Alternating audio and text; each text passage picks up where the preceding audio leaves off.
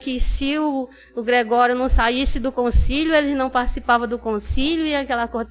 Não, hoje não há briga. Conselho pastoral paroquial, isso lá é nada. Vocês precisam ver o que eram os padres capadócios. E é incrível que eles, ora batiam, ora apanhavam. Não, mas era no murro mesmo, ora batiam, ora apanhavam, mas eles não abriram mão, né, daquilo que eles diziam. Então, foi necessário uma teologia. Então, viram que coisa engraçada. A primeira vez que eu vi falar padres capadócios foi por causa de uma briga. De uma reunião comunitária. E aí ficou aquilo na minha cabeça. No dia que eu li os padres capadócios, eu digo, agora eu entendi, né?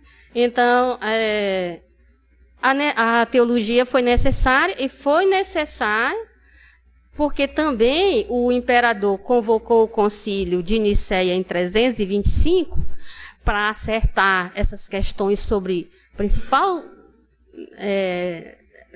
formulação de Nicéia, a principal preocupação de Nicéia é se Cristo é filho de Deus ou não é filho de Deus. É a divindade de Jesus, né? Se ele veio de Deus ou não é. O Cristo é ou não é filho de Deus. Então, essa foi a principal preocupação de Nicéia.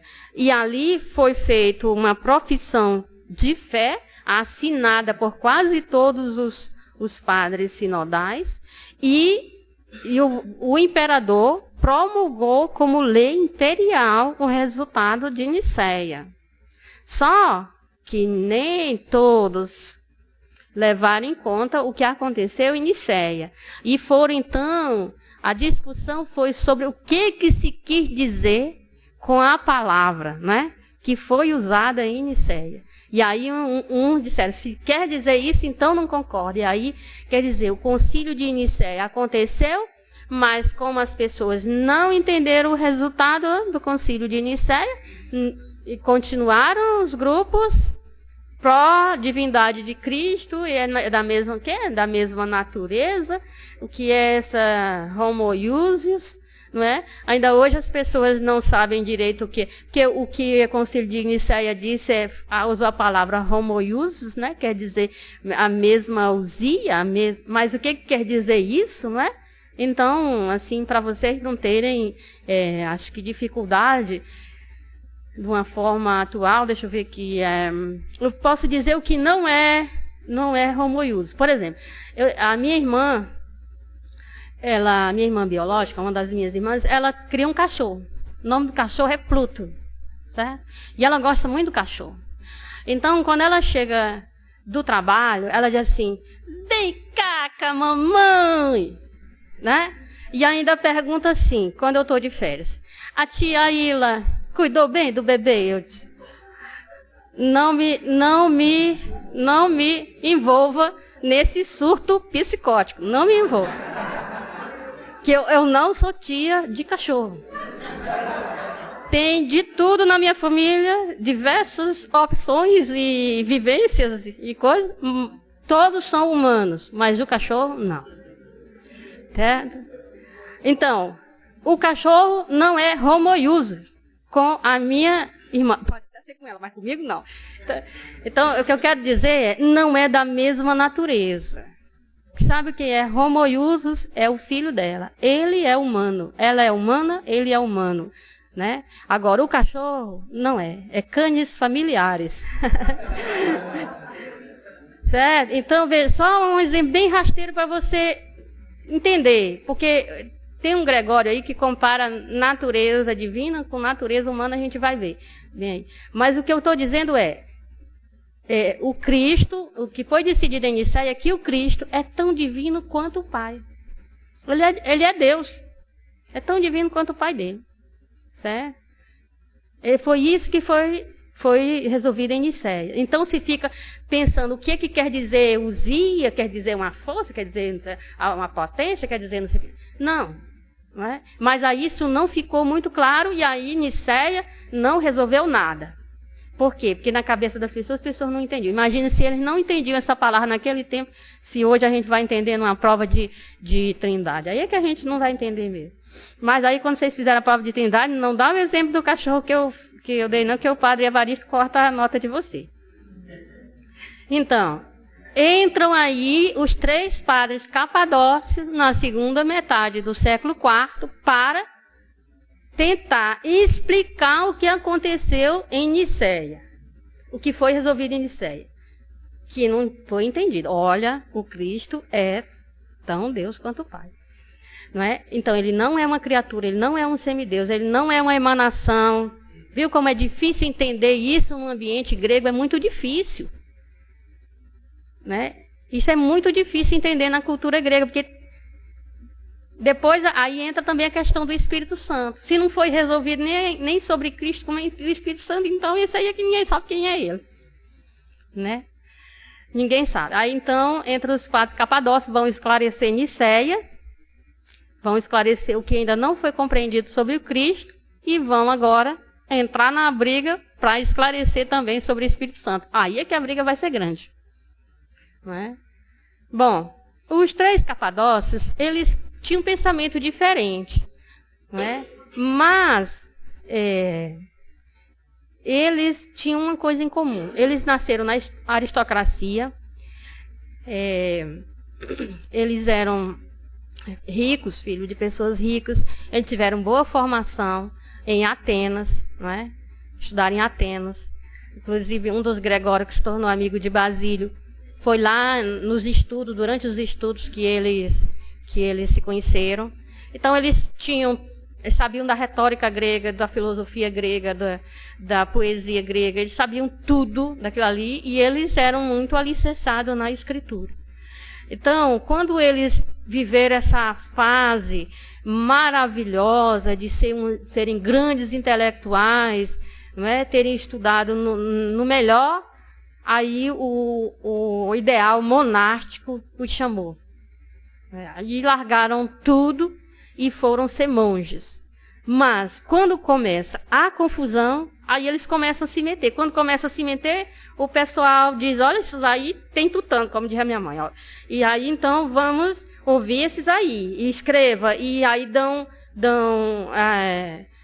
para eles o presbiterato, o sacramento da ordem. Depois eles vão se tornar bispos. E aí eles vão influenciar cada vez mais. A ponto de um dos Gregórios presidir o segundo concílio ecumênico, não é? Que o primeiro foi de Nicéia. Então, veja só como são os caminhos de Deus. Primeiro, eles se envolveram na filosofia e compreendiam tudo que eles podiam compreender da cultura grega. Depois, eles foram instrumentos para falar naquela cultura as verdades da mensagem do Evangelho, de modo que pudesse ser compreendido. Não é? Então, hoje em dia, as pessoas acham que a filosofia é uma coisa que não tem nada a ver com a nossa fé e que a filosofia nos faz entender o ser humano, os porquês, o sentido da vida, o mundo em que vivemos, não é? Os pressupostos, as ideologias. E então, como é que a gente vai pregar o Evangelho se a gente não sabe nada disso? Então, a filosofia é essencial. A prova está aí, os padres capadócios, se não tivessem sido filósofos, não teriam conseguido fazer o que eles fizeram. Essa atuação deles foi seguida um ou outro? Foi. Né? O Basílio, que começou a coisa, mas nós vamos ver o contrário, porque o Basílio foi o que mais influenciou, mas ele morreu cedo, morreu jovem, e os outros tentaram levar adiante. Mas quem realmente, hoje, quando a gente se refere ao Espírito Santo, quem a gente tem que citar e estudar é Basílio. Basílio que é o sistematizador. Então, os outros só fizeram, porque Basílio foi cuidadoso, evitou. O Basílio não brigava por termos, ele não brigava por causa de palavras, ele queria saber, era da experiência, ele queria saber era o que a Escritura dizia, e se não dá para ir por aqui porque tem muita confusão, então eu vou por aqui. Né? Então, as pessoas eram muito apegadas a que palavra, que termo. O Basílio não tinha isso. Né? Então, os outros acharam que Basílio devia ser explícito. Por exemplo, Basílio nunca disse o Espírito Santo é Deus. Ele nunca disse. Ele deixou tudo para você entender isso. Mas ele não afirmou. Aí os outros vão dizer, o Espírito Santo é Deus. Né? Então, o Basílio teve aquela prudência, não é? Mas o livro dele é envolvente. A pessoa, no final, se quer levar a sério, não é? Conclui isso. Mas ele não explicita. Então, eles foram seguidos. Primeiro, Basílio e depois os dois Gregórios, né? Tem o Gregório, que é irmão do Basílio. Exatamente. Bom, tá aí ele. Gregório de Nissa, por causa da cidade, né? Onde ele foi bispo. Irmão caçula de Basílio. Nós vamos começar com ele. Aí nós vamos ver assim no grau de importância, né? A respeito do Espírito Santo, a respeito da teologia, da pneumatologia, certo? Não é na importância, porque eles falaram sobre o ser humano, eles falaram sobre vários temas, mas aqui nós não estamos nos interessando sobre isso. Nós estamos interessados só no que eles falaram sobre o Espírito Santo. Eu vi que o que eu tenho para falar não dá para... É muito conteúdo para essa tarde, então eu fiz esse texto. Eu fiz esse texto aqui sobre o tratado de Basílio sobre o Espírito Santo. Eu vou explicar algumas coisas aqui no slide, e aqui tem um texto de 8 páginas. Não usei outra bibliografia a não ser o livro do Basílio, um tratado sobre o Espírito Santo. Então, são considerações sobre o tratado de Espírito Santo de São Basílio Magno. Não deu tempo de revisar o português. Quem quiser pedir por e-mail, pede por e-mail. Quem quiser tirar xerox, eu vou deixar isso aqui para vocês. Certo? Porque senão não dava tempo. Porque é muito, muito bonito, os argumentos deles estão aí, não é? E de forma fácil, né? De forma que vocês possam entender sem aquelas linguagens tão técnicas, né? E também deixo um convite para vocês lerem um tratado sobre o Espírito Santo, né? De Basílio. Tem traduzido para o português pela editora Paulo. Então, o Gregório de Nissa, ele escreveu o tratado sobre a divindade do Filho e do Espírito Santo. Você vê que ele não tem medo, e ele é ousado, né? Assim, era uma pessoa simples, mas com ousadia. Escreveu um tratado com esse título sobre a divindade do Espírito Santo, naquele tempo que dava uma briga se dizer, até uma preposição tinha que ser escolhida, que preposição se podia dizer com o Espírito Santo. Bom, e nesse tratado, né, por isso que eu usei aquela historinha, o exemplo da minha irmã com o cachorro, porque quando ele vai falar, ele diz assim, olha, comparemos assim, vocês ficam nessa briga sobre o que seria usia, porque a palavra é homoiousia, quer dizer, a mesma usia, né? Então, Cristo tem a mesma usia que o Pai. Mas o que é isso? Ele é natureza. Mas o que é natureza? Ele diz assim, digamos assim, quando nós dissemos homem, aqui em português, nós temos uma ambiguidade desse termo. A gente diz homem, a gente está falando a humanidade, não é? A natureza humana, a humanidade, o ser humano. E a gente está falando dos nossos irmãos sexo masculino, o indivíduo do sexo masculino. Não é? Mas se eu considero o termo homem como sendo a natureza humana, então não existem nem 2 nem 3 homens, só existe um homem. O homem, a natureza humana. Certo? Então ele diz assim, a mesma coisa, pense assim para Deus. Quando eu digo natureza divina, eu estou dizendo que só existe uma. Vocês estão entendendo isso aí que Gregório de Nissa diz? Vamos lá? Estão entendendo? Não pode passar para frente sem entender. Certo? Então, ele diz assim, não são 3 deuses, porque quando eu digo a natureza divina, só é uma. Como a natureza humana, só é uma. Não é? Então, para facilitar, ele diz. Bom, então, essa aí foi tanto falando sobre a natureza divina do Cristo quanto do Espírito Santo. Então, ele diz também assim, o Espírito Santo não pode ser separado de Cristo. O Espírito Santo é Deus, e é de Deus e é de Cristo. Então, veja, quando a gente estava estudando aqui sobre o Espírito Santo na Bíblia, eu disse para vocês que no Antigo Testamento se dizia assim, o Espírito do Santo. E santo é quem? Deus, né? Então era para não falar o nome de Deus. Então é o Espírito de Deus, o Espírito do Santo, né? Agindo aqui. Então o que ele fazia, esse Espírito de Deus, ou Espírito do Santo, fazia com que a presença de Deus, do Deus transcendente, pudesse estar aqui na criação. Né? Então ele presentificava Deus aqui. Né? Eu não podia ver Deus, eu não podia saber de Deus, a não ser pela presença do Espírito, que mantinha a vida e agia nos profetas. Então, quando Cristo foi ao Pai, ele lhe deixou o outro Consolador. O Espírito do Cristo ressuscitado está aqui conduzindo a igreja.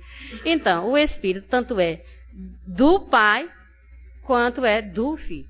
Então, também há uma ambiguidade na palavra Deus. Porque também, da mesma forma que a palavra homem, nós usamos Deus para o Pai. Às vezes nós dizemos Deus, e nós estamos pensando no Pai de Jesus Cristo.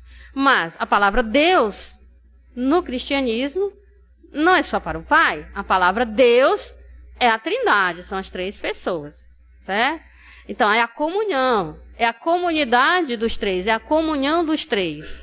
Certo? Então, quando eu digo Deus, se eu sou cristão, eu digo Deus, o que a outra pessoa vai ouvir é que eu estou falando sobre as três pessoas. Porque Deus não é só o Pai. Quando eu digo Deus, eu estou pensando nas três pessoas. Nessa comunidade de três pessoas. Então, se eu disser para vocês a Nova Jerusalém, eu estou falando de muita gente. Mas é a Nova Jerusalém, é uma comunidade religiosa. Não é? Então, às vezes, a gente tem essa... pensa que toda vez que a gente diz Deus, a gente está falando do Pai, aí como é que fica então o Filho e o Espírito? Então são três deuses? Não. Deus, nome Deus, é o nome da comunhão das três pessoas. Deus é, quando o cristão diz Deus, ele está se referindo às três pessoas que vivem em comunhão. A senhora já leu a capa, aquele posicionamento da mão, que a senhora diz assim, qual é a sua posição sobre isso? Já dei muitas palestras sobre o livro A Cabana, assim que saiu em português, né? É uma parábola moderna para fazer compreensível a atividade das três pessoas no mundo, no dia a dia das pessoas. Não vejo nada de mal, de errado naquela parábola. Uma parábola muito bonita até. Porque ele também não deixa de ter essa mesma ideia. Essa unidade só você nós não temos que ter problemas de 3 em 1. Atenção para as crianças da catequese. Para que você possa dizer para as crianças da catequese. Não são 3 em 1. Trindade é o nome da comunidade. Trindade é o nome da comunhão de 3 pessoas. Trindade é o nome da comunhão, que nós nomeamos a comunhão das 3 pessoas, nós nomeamos de Trindade. Trindade é o nome da comunhão. A comunhão é só uma. A comunhão de 3 pessoas. Tem que diz assim, irmã Ilha, como é que eu falo na Trindade, na catequese, que digo que são 3, não tem... Deus é o nome da comunidade das 3 pessoas. Isso aqui é Deus. Trindade é o nome dessa comunidade das 3 pessoas divinas. Não tem 3 em 1, não. Não tem dificuldade, não. A comunhão das 3 pessoas que se chama de Trindade. A comunhão das 3 pessoas, o cristão dá o nome de Deus. Então, no judaísmo, se nomeia a palavra Deus. Olha, Karl Rahner escreveu um texto, um artigo catequético sobre meditação sobre a palavra Deus. A primeira vez que isso foi traduzido para o português pela editora Voz, tinha um erro hermenêutico sério. Foi traduzido o título assim, Meditação sobre a Palavra de Deus. Não. Meditação sobre a palavra Deus. Eu vou meditar sobre a palavra Deus. Palavra Deus. Aí ele vai mostrar. Deus. Quando se diz Deus no ambiente pagão, se pensava isso e isso. Quando se dizia Deus, a palavra Deus no judaísmo, se pensava isso. E quando o cristão diz Deus, pensa isso. Então, no judaísmo, quando eles pronunciavam a palavra Deus, eles estavam falando de um alguém. Um alguém que tinha feito um pacto, uma aliança com Israel. Um alguém que se expressava de formas diferenciadas, mas era um alguém. Quando o cristão diz Deus, ele está falando de 3 alguém. Que vivem em comunhão plena, perfeita. Certo? Vamos ver o Gregório Nazianzeno.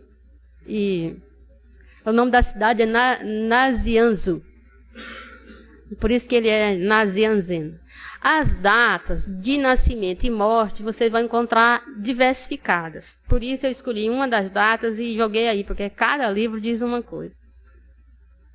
Para você ver. Ele não queria ser padre. O pai dele era bispo. E queria que ele fosse presbítero, para ajudá-lo. Mas ele queria ser monge. Não havia ainda a imposição de celibato. Então o pai dele era bispo. Aí ele foi estudar, estudou lá em Atenas. Foi aí que ele conheceu Basílio, não é? E se tornou amigo de Basílio. Então a gente vê Basílio sempre entre 2 Gregórios. O Diniz, que é o irmão dele, e o amigo Gregório, que é o Nazianzeno. Então o pai o ordenou, ele disse, por um ato de tirania, que ele disse. Ele não queria ser ordenado, o pai o ordenou. Aí foi um ato de tirania do pai dele. Mas aí ele, no dia seguinte, se mandou e foi para viver com os monges. Né? Depois ele pensou bem, estava desobedecendo o pai e voltou. Bom, ele acabou, sem querer, né, contra a vontade dele, ele foi sagrado bispo. E aí, incrível que quando estava ele de bispo, né, sempre falando sobre essas questões do Espírito Santo, levando à frente a mensagem do Basílio, tendo coragem de dizer aquilo que Basílio não dizia, e ele era um homem, ele era poético, ele era um homem que não, ele queria, era tipo o São Francisco do século IV, né? Ele queria estar em contato com a natureza, fazer as poesias dele, não é? E ele tem muitos hinos, tem muitos cânticos, muitas poesias, e ele não queria nada daquela vida da cidade, nem da confusão que era ser bispo naquele tempo. Porque hoje não é confusão nenhuma ser bispo, não. Ser bispo naquele tempo é que era confusão, né? Então, ele começou a lutar contra o arianismo, né? E, por causa disso, ele é bom de retórica, não é? Então, ele foi quase que forçado a ser bispo. Porque a principal função de um bispo é ensinar, não é? Então, ele como demonstrou, não é, capacidade reflexiva, convicção, de convencimento, de convencer as pessoas, aí ele então não teve como escapar. Foi nomeado bispo, né? Foi sagrado bispo. E aí, então, para você ver como se resolviam as coisas, as disputas teológicas eram resolvida nesse sentido aí. Ó. Na vigília da Páscoa, em 379, a multidão ariana estão lá. Vigília da Páscoa, todos os cristãos celebram a ressurreição de Jesus. Então, a turma dos arianos, que são cristãos, celebram a ressurreição de Jesus, combinam e invadir a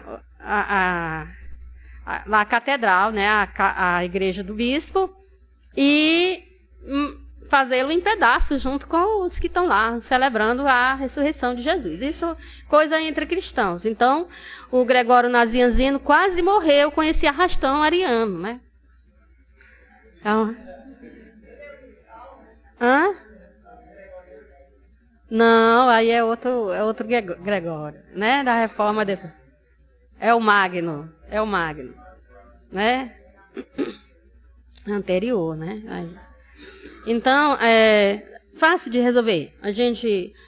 Nós acreditamos que Cristo não é divino. Aquele bispo lá quer impor aqui para nós que Cristo é divino, a gente vai lá e mata ele. Pronto, está resolvido o problema teológico.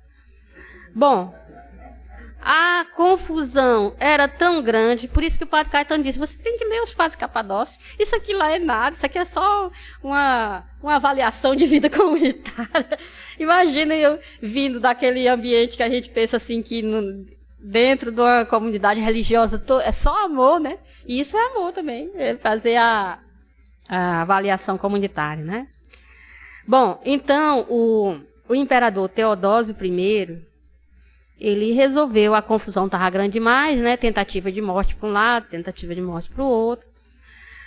E olha que o Gregório Nazianzeno, ele era muito simples, era uma pessoa simples, ele queria uma vida simples, né? Ele não queria nada daquilo. Mas o imperador Teodósio quis unificar o império, então convocou um concílio, né? Um novo concílio ecumênico. Por quê? Porque não é bom para o império essas disputas teológicas, né? Tem que ser uma só expressão de cristianismo. Essas outras expressões dividem o império fica fraco e pode cair, né? Então, a preocupação dos imperadores é política, é com a sobrevivência do Império Romano. Então, na primavera de 381, se reuniu o primeiro concílio de Constantinopla, né? Ele foi, de início, presidido por Gregório Nazianzeno. Ele estava à frente do concílio. Os arianos, a turma dos arianos, muitos que tinham arianos espalhados no império todo, né? Mas alguns que chegaram, o concílio já estava acontecendo, chegaram atrasados. Na hora que eles viram que era Gregório que estava presidindo o concílio, eles fizeram uma confusão. E a confusão foi tão grande que Gregório renunciou. Mas é engraçado que Gregório disse assim: eu sou Jonas, o barco está afundando. Por minha causa, lance-me ao mar, lance-me ao mar, lance-me ao mar, né? E aí ninguém queria que Gregório renunciasse à presidência do concílio. Então, o Gregório fez, como ele era ótimo de oratória, ele fez um discurso maravilhoso na presença do imperador Teodósio. O imperador foi às lágrimas e não teve outra coisa a fazer, a não ser aceitar a renúncia do tal Jonas que estava afundando o barco, né? Então, para você ver como ela era uma pessoa simples. Eu não queria nada daquilo, era forçado a viver entre aquelas guerras de disputas teológicas. Bom, então, aqui nós tivemos os dois Gregórios. Eu acho que aqui vamos começar o Basílio depois do intervalo, mas ainda tem esse aqui. Ainda estou falando sobre o Gregório Nazianzeno, né? Então, ele foi o primeiro a usar a ideia de processão do Espírito Santo. Quer dizer, proceder de. Não é? Ele cunhou essa palavra. Né? Para falar da divindade do Espírito Santo, ele disse que procede. Então, ele diz assim: vem do Pai, mas não do mesmo modo que o Filho vem do Pai. Pois não é por geração, e sim por processão. O Espírito não é gerado pelo Pai como Logos. O Espírito procede do Pai. Mas aí depois essa palavra foi dar uma confusão terrível. Porque o que é proceder? Então, você vê que o esforço dele, que ele diz assim: eu precisei cunhar uma nova palavra pelo bem da clareza. Foi ele que cunhou a palavra processão, proceder de. Né? Bom, o Gregório Nazianzeno, ele não escreveu um tratado como o outro Gregório, né? Porque vocês viram que o outro Gregório, o Gregório de Início, escreveu o tratado sobre a divindade do Filho e do Espírito Santo. O Gregório Nazianzeno, ele escreveu os discursos. Esses discursos foram colecionados. Tem discursos teológicos, tem discursos sobre a Bíblia, tem vários discursos, tem discursos sobre filósofos, tem vários discursos. Então, ele escreveu discursos e muitos poemas, né? Então, a quinta Horácio, quer dizer, o quinto discurso teológico é sobre o Espírito Santo. E aí que ele fala essas questões que o Espírito Santo procede do Pai, né?